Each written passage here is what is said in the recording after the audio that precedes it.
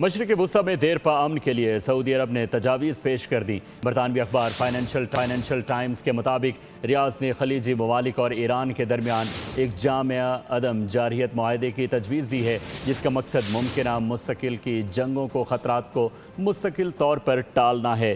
Report میں یہ بھی انکشاف کیا گیا کہ سعودی عرب اس مجوزہ معاہدے کے لیے 70 کی دہائی کی مشہور ہیلسنکی عمل کو رول ماڈل بنانا چاہتا ہے۔ ہیلسنکی عمل نے سرد جنگ کے شدید دور میں یورپ کے اندر کشیدگی کو کم کرنے اور عالمی طاقتوں کو مذاکرات کی میز پر لانے میں تاریخی کردار ادا کیا تھا۔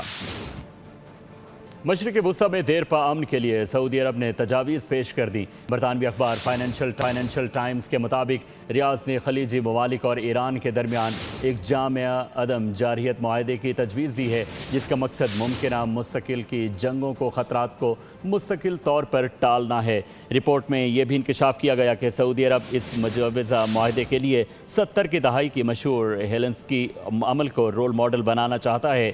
ہیلسنکی عمل نے سرد جنگ کے شدید دور میں یورپ کے اندر کشیدگی کو کم کرنے اور عالمی طاقتوں کو مذاکرات کی میز پر لانے میں تاریخی کردار ادا کیا تھا۔